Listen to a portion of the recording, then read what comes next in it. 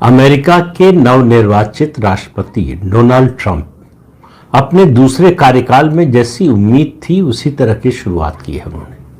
हालांकि ट्रंप के बारे में जो एक बात कही जाती है वो सच है और हमेशा सच रहेगी कि वो बहुत ही अनप्रेडिक्टेबल है, लेकिन कई मामलों में वो प्रेडिक्टेबल भी है।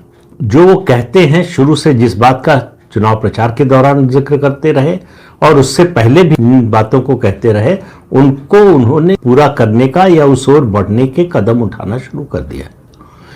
एक एग्जीक्यूटिव ऑर्डर से उन्होंने अमेरिका की पूरी फॉरेन पॉलिसी में बड़े बदलाव का संकेत दे दिया। एग्जीक्यूटिव ऑर्डर के जरिए शुक्रवार को यह तय हुआ कि यूएसएड यानी US agency for international development, ये एजेंसी है अमेरिकी सरकार की जो दुनिया भर के देशों को, अलग अलग संस्थाओं को आर्थिक मदद देती है।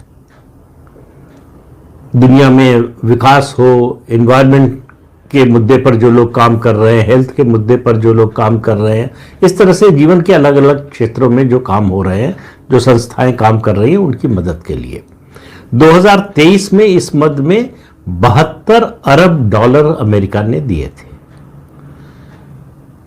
प्रेसिडेंट डोनाल्ड ट्रंप ने एग्जीक्यूटिव ऑर्डर के जरिए 90 दिन के लिए ऐसी सभी सहायता पर रोक लगा दी है, यूएसएड पर रोक लगा दी है। कहा इनका रिव्यू होगा, और रिव्यू कैसे होगा ये देखा जाएगा। उन्होंने कहा कि ये अमेरिकी टैक्स पेयर का पैसा है और ये पैसा, एक एक पैसा यानी एक एक डॉलर वहां खर्च होना चाहिए जहां अमेरिकी हित सदते हों। अमेरिका के राष्ट्रीय हित में जो कुछ हो सकता है उसके लिए करेंगे, लेकिन यह पैसा ऐसे लोगों के पास नहीं जाना चाहिए जो विश्व शांति के लिए खतरा बने हुए हैं। इस बात पर ध्यान दीजिए। तो विश्व शांति के लिए खतरा बने हुए लोगों, संस्थानों और ऐसी एजेंसियों या देशों को भी शामिल कर सकते हैं, उनके लिए यह बहुत कड़ा संदेश है। यह पहला वार है डोनाल्ड ट्रंप का, जिसकी प्रतीक्षा कर रहा था भारत कि डोनाल्ड ट्रंप आएंगे तभी यह होगा। जो बाइडेन के एडमिनिस्ट्रेशन में ऐसा नहीं हुआ, उससे पहले ओबामा के एडमिनिस्ट्रेशन में ऐसा नहीं हुआ, उससे पहले भी नहीं हुआ, लेकिन ओबामा और जो बाइडेन के समय में ये प्रक्रिया और तेज हो गई थी। ऐसे तत्वों, ऐसे संस्थानों को जो रेडिकलिज्म को बढ़ावा देते हैं, उनको अमेरिकी मदद, आर्थिक मदद और दूसरी तरह की मदद मिलने का सिलसिला तेज हो गया था। ट्रंप ने उस पर सीधी रोक लगा दी।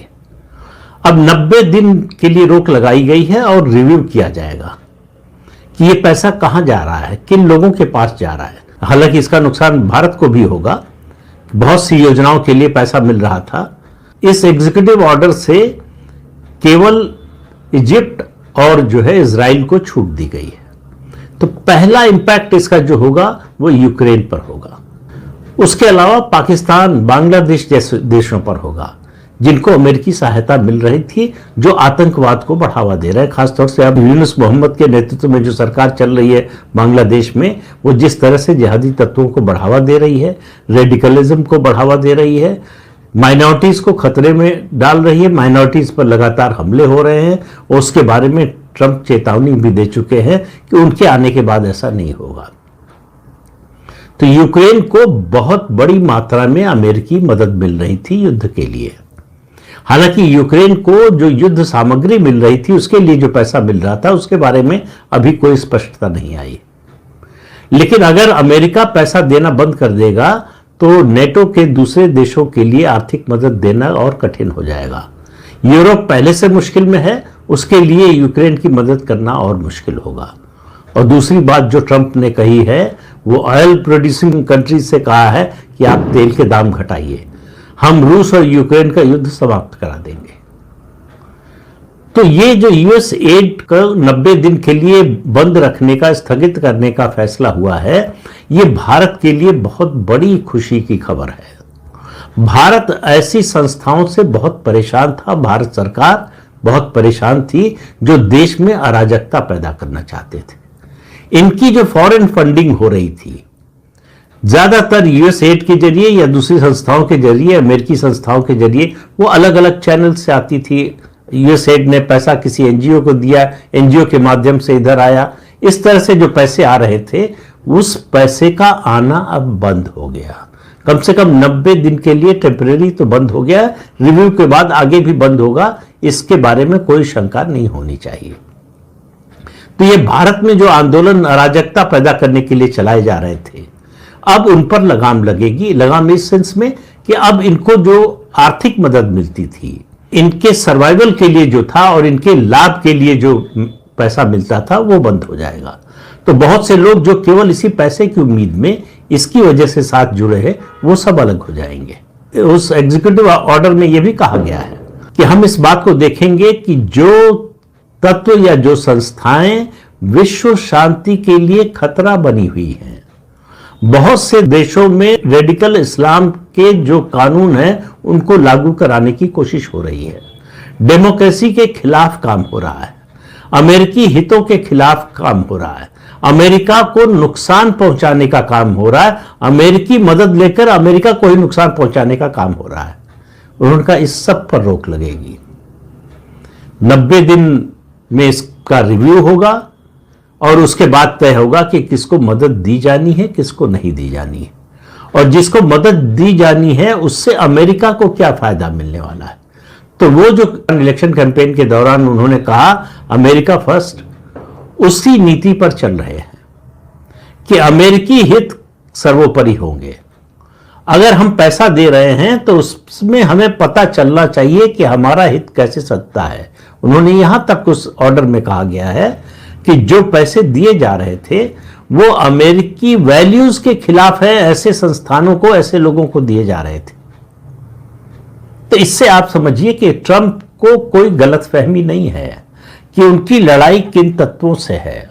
वो जानते हैं विश्व शांति के लिए खतरा कौन से तत्व, कौन से संस्थान, कौन से देश, कौन से नेता हैं, कौन सी ऐसी एजेंसियां हैं जो देश के लिए खतरा है। ऐसे खतरा उनके देश के अंदर ही एजेंसियां मौजूद है जिनको आजकल प्रचलित भाषा में जो है बोला जाने लगा, प्रचलन में आ गया, प्रचलित भाषा तो नहीं कहना चाहिए कि प्रचलन में आ गया है, डीप स्टेट, उसके खिलाफ है। वहां पर बड़े पैमाने पर चेंज हो रहा है। अमेरिका में पूरे इंटेलिजेंस सेटअप में चेंज हो रहा है और बहुत से लोग बहुत जल्दी ही कानून के घेरे में आने वाले हैं, जो बाइडेन के प्रशासन में और उससे पहले ओबामा के प्रशासन में बहुत सक्रिय भूमिका निभा रहे थे। तो भारत के लिए खुशी की बात यह है कि भारत विरोधी तत्वों को, जिन संस्थाओं को विदेशी मदद मिल रही थी, खासतौर से अमेरिकी मदद, वो मदद मिलना बंद हो जाएगी।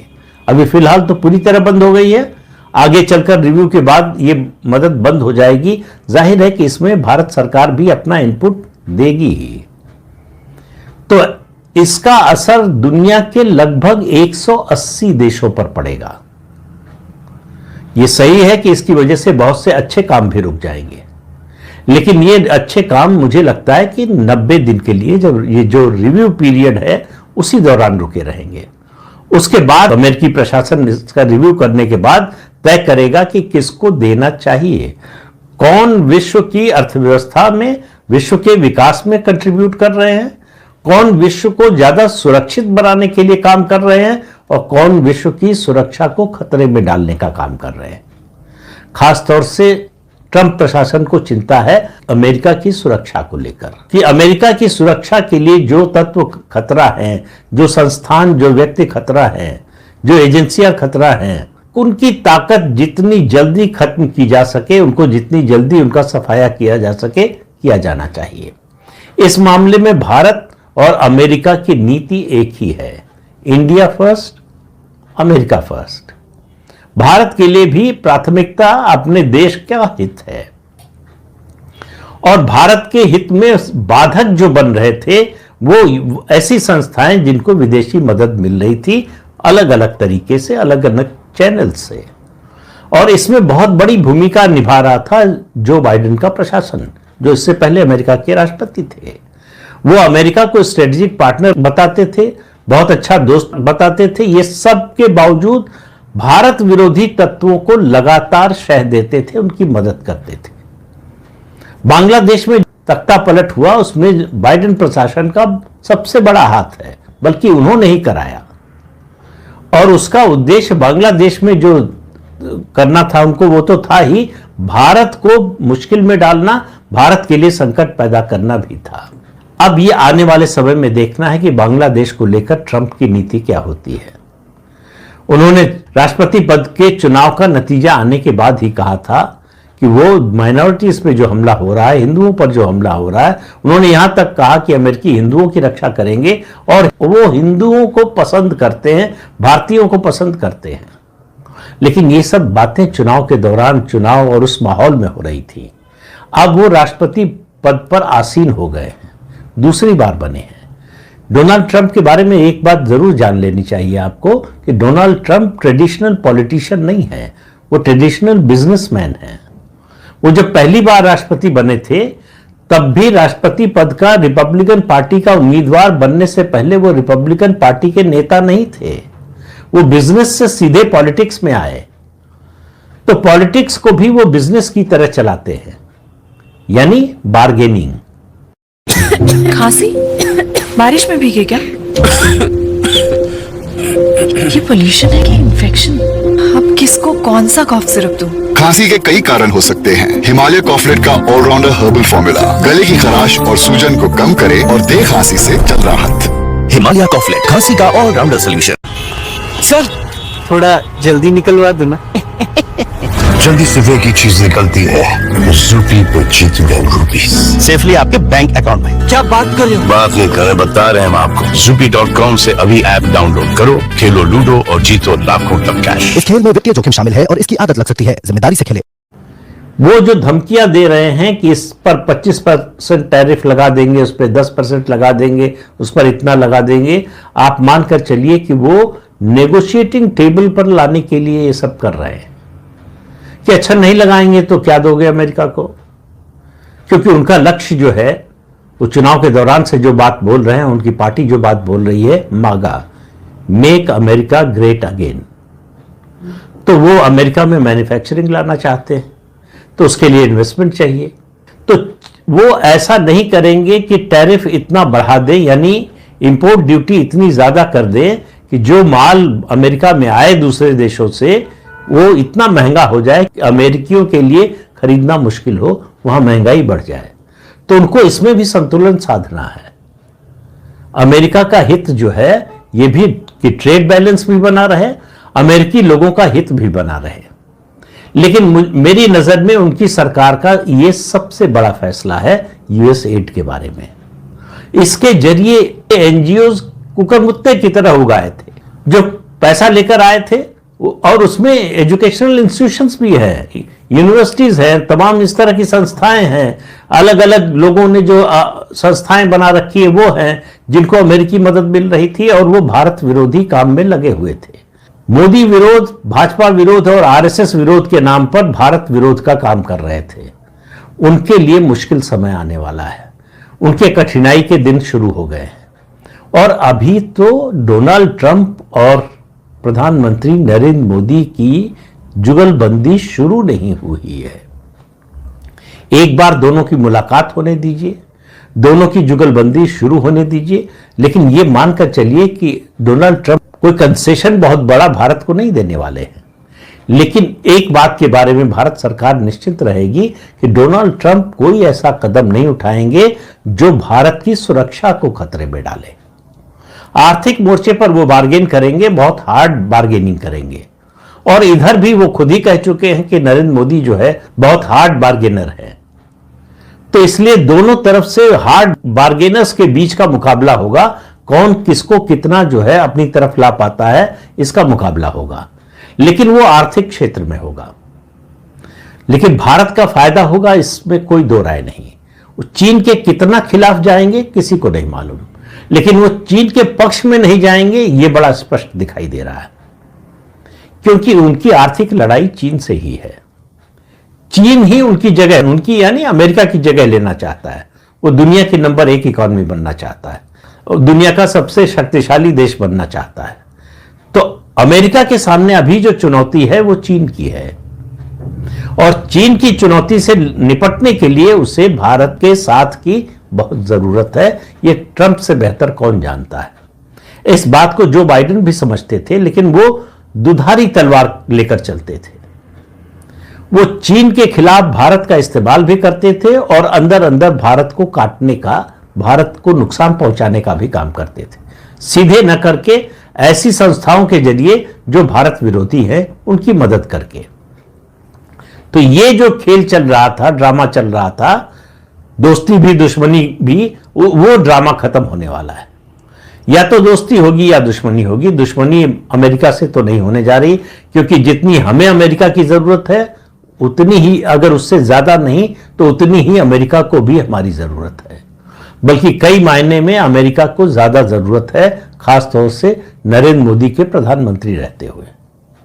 क्योंकि नरेंद्र मोदी का जो ग्लोबल स्टेज पर जो स्टेचर बन गया है, उसकी जरूरत बहुत ज्यादा है अमेरिका को, डोनाल्ड ट्रंप को। और वो चाहेंगे कि नरेंद्र मोदी उनके साथ रहें, उनका साथ दें, लेकिन उनको मालूम है कि नरेंद्र मोदी इसकी कीमत भी वसूलेंगे। भारत के हित के लिए जितना भी कंसेशन लिया जा सकता है लेने का प्रयास करेंगे। तो सबसे बड़ा जो फर्क पड़ने वाला है कि दुनिया में युद्ध का मौसम बदलने वाला है। प्रधानमंत्री नरेंद्र मोदी ने जो बात कही थी व्लादिमीर पुतिन से, रूस के राष्ट्रपति से, कि ये युद्ध का नहीं बुद्ध का समय है, तो बुद्ध का समय आए ना आए लेकिन युद्ध का समय जाने वाला है, ऐसे संकेत हैं। दुनिया में कब क्या हो जाएगा किसी को मालूम नहीं है, लेकिन इतना तो तय है कि डोनाल्ड ट्रंप नहीं चाहते कि युद्ध हो। दूसरी बात, वो बिल्कुल नहीं चाहते कि अमेरिकी पैसा किसी दो देशों के बीच में जो युद्ध हो रहा है उसमें खर्च हो, और उससे भी ज्यादा वो ये बात नहीं चाहते कि अमेरिकी सैनिक वहां पर जान गंवाएं अपनी। तो इसलिए युद्ध को जहां तक टाला जा सकता है वो टालने की कोशिश करेंगे, जहां रुकवाया जा सकता है रुकवाने की कोशिश करेंगे, और इसमें उनकी बड़ी मदद प्रधानमंत्री नरेंद्र मोदी करने वाले हैं। क्योंकि जहां भी युद्ध जैसी स्थिति या इस तरह की प्रतिस्पर्धा या वैमनस्य है, वहां दोनों पक्ष नरेंद्र मोदी को रेफरी बनाने के लिए तैयार हैं। वो चाहे रूस यूक्रेन का मामला हो, चाहे इजराइल और फिलिस्तीन का मामला हो, इन सब जगहों पर नरेंद्र मोदी की जो हैसियत है, वो अमेरिका की जो आर्थिक ताकत है, सैनिक ताकत है, उसके कारण डोनाल्ड ट्रंप की स्थिति बहुत ऊपर है।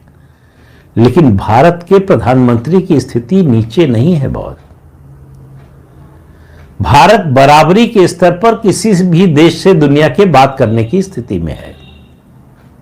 तो डोनाल्ड ट्रंप की सरकार का पहला वार मैं कहूंगा वो उन तत्वों पर है जो दुनिया में अशांति फैलाना चाहते हैं, और खासतौर से भारत में सबसे ज्यादा। तो जो 10 साल में जो काम धीरे धीरे हो रहा था मोदी सरकार द्वारा, वो अब बहुत तेजी से होने वाला है। क्योंकि उधर से जहां से वो जो सप्लाई लाइन थी, सप्लाई चेन थी, वो कटने जा रही है, बल्कि कट ही गई है समझिए। तो इसलिए आपको आने वाले समय में एक बड़ा बदलाव दिखेगा देश में भी और देश के बाहर।